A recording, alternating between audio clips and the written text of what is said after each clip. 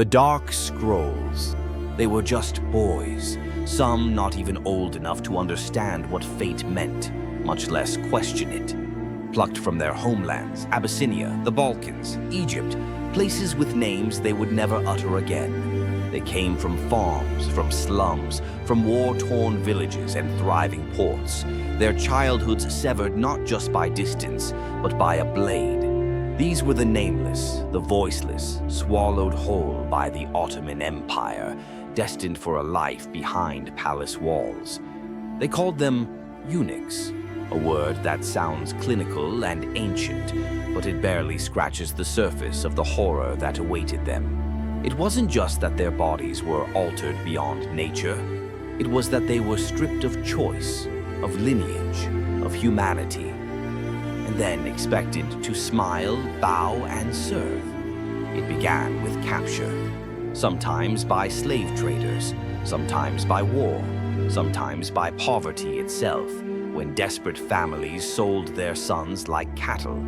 Once in the hands of Ottoman agents, the boys were funneled into a cold, well-oiled machine of refinement and brutality.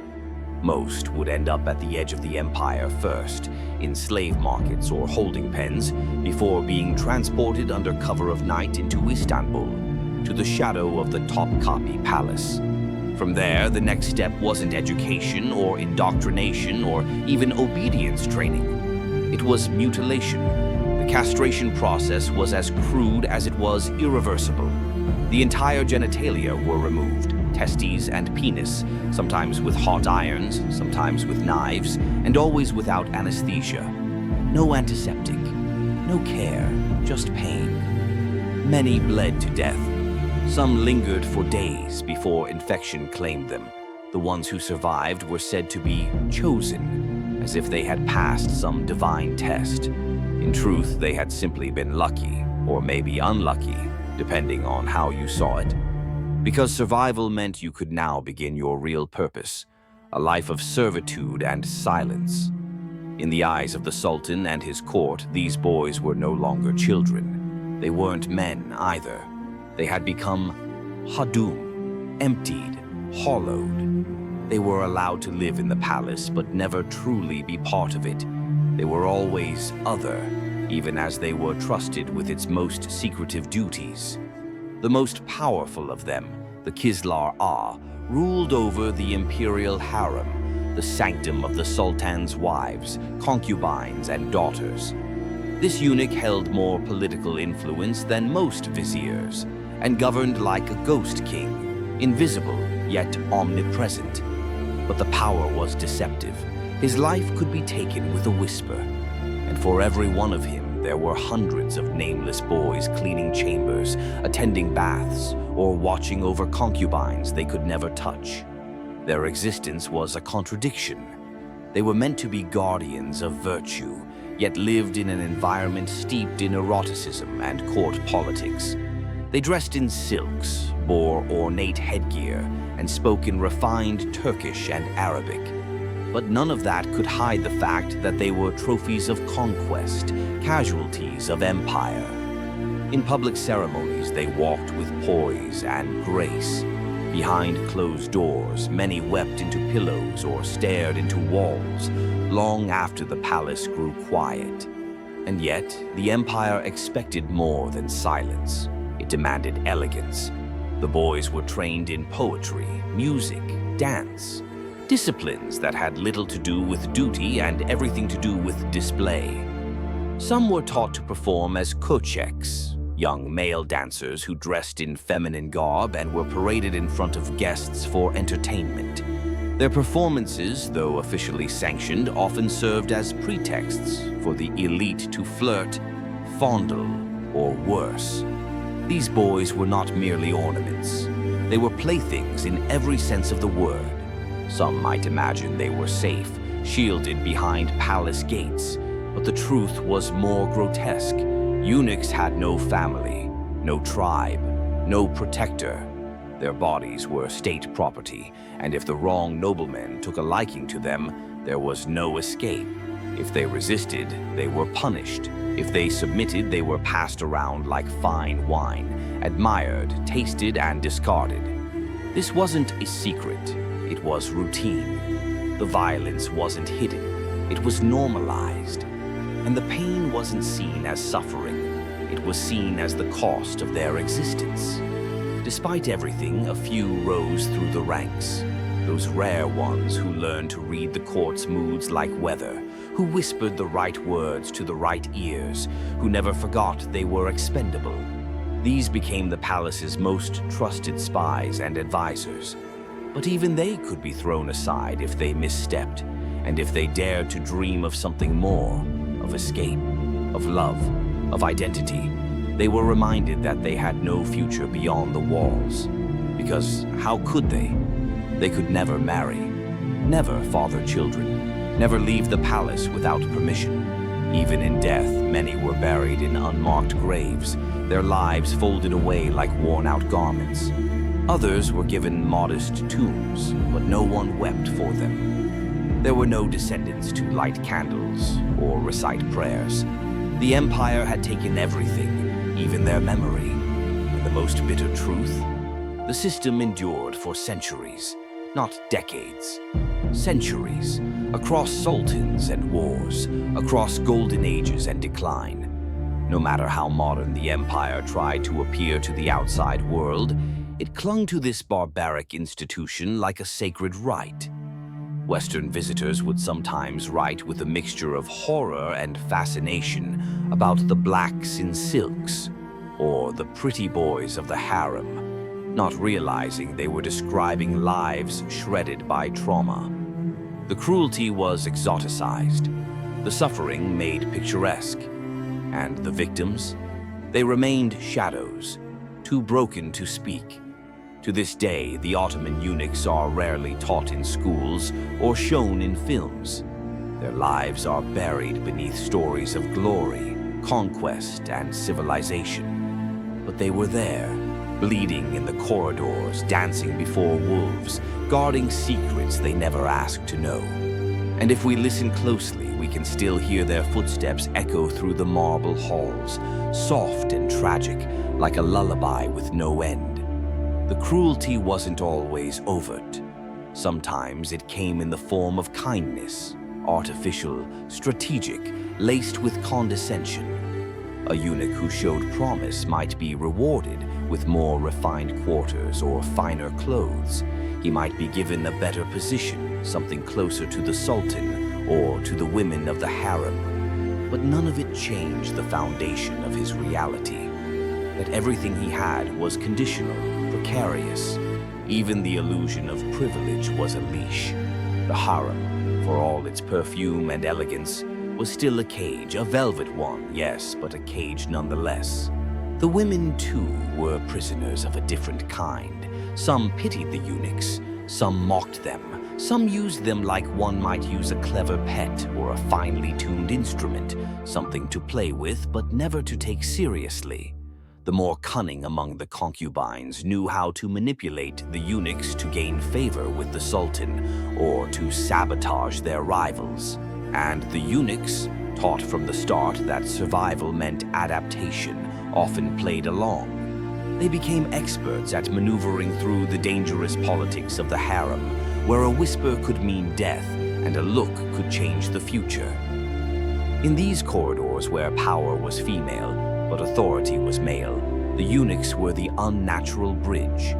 Neither threat nor kin, neither lover nor protector. They existed in a strange, haunted limbo, too essential to ignore, too compromised to fully respect. And through it all, they were expected to keep secrets. The harem was not just a collection of women, it was the womb of dynasties. Decisions were born there, plots fermented there. Lovers and assassins mingled in shadows, and the eunuchs saw everything. Some wielded this knowledge like a weapon. There are stories, half-whispered, half-suspected, of eunuchs blackmailing pashas, of orchestrating shifts in royal succession, even of smuggling letters to foreign powers. But these stories, whether true or not, always ended the same way: silence. No eunuch retired. No eunuch wrote memoirs. Those who lived long enough to remember became mausoleums of secrets. And then they died quietly, without legacy. What lingered was the system itself. The Ottoman court kept replenishing its supply, decade after decade, body after body. When one boy bled out during castration, another was brought in. When a eunuch grew old and slow, a younger one was trained to take his place. There was no shortage of boys from the fringes of empire, from villages too poor to resist, from families too desperate to say no. And the process remained shockingly consistent, brutal, ritualized, necessary in the empire's eyes. It wasn't just the Ottomans who saw value in eunuchs, of course. Other empires, from China to Persia to the Byzantine court, had their own traditions. But the Ottoman variant reached an unmatched scale and permanence. The Topkapi Palace at its peak had hundreds of eunuchs, maybe more. Black eunuchs primarily came from East Africa, their skin color becoming part of their institutional role. Darker bodies were believed to pose less temptation to the women they guarded.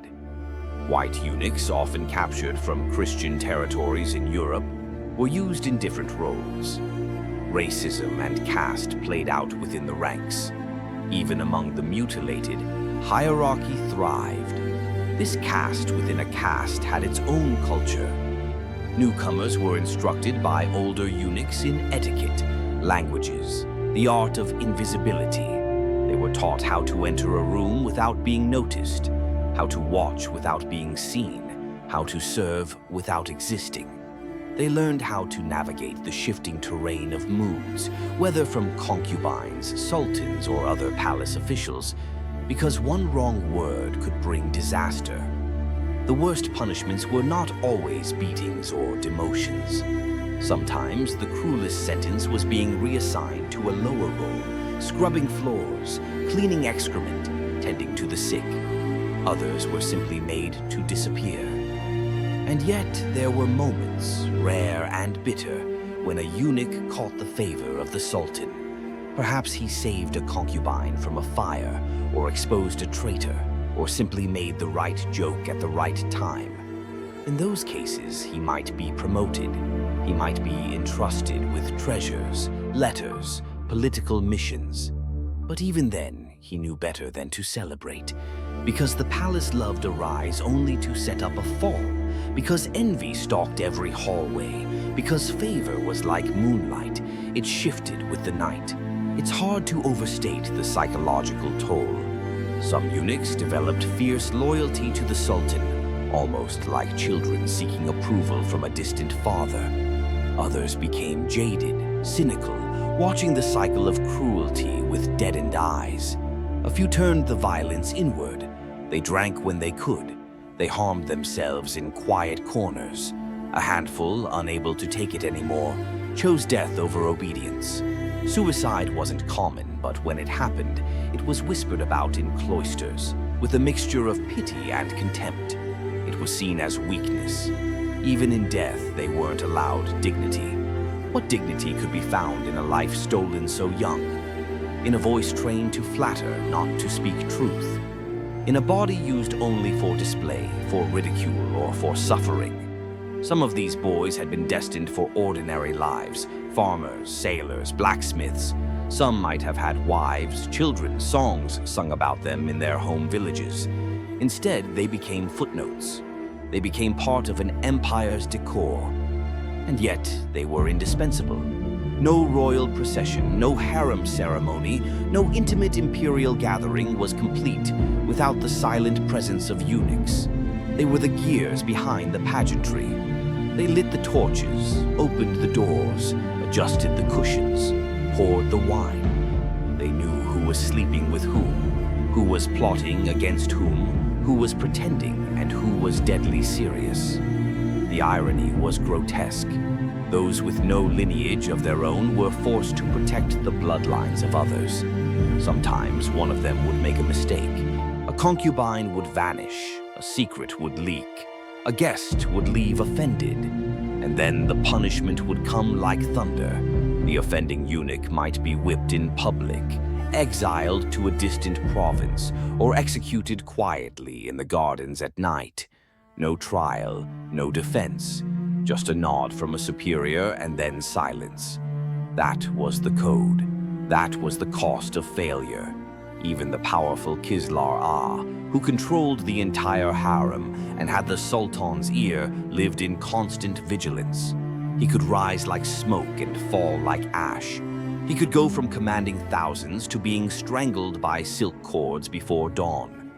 Power among eunuchs was always borrowed, never owned. It was lent to them by the whims of greater men and withdrawn just as easily. As the empire aged and the world around it changed, industrialized, democratized, enlightened, the eunuch system lingered like a ghost. Even when European envoys expressed horror, even when internal reformers demanded change, the institution held. It was embedded too deeply in the empire's architecture, politically, culturally, emotionally. The Ottomans had convinced themselves that the harem could not function without eunuchs, that a woman's virtue could only be protected by men who had been robbed of their own, that the integrity of the court depended on the brokenness of others. It wasn't until the early 20th century, when the empire was collapsing and the republic was rising, that the system truly began to wither. The harem was disbanded, the eunuchs were dismissed, some were given pensions, others simply vanished, wandering the city's alleyways like phantoms of a forgotten age.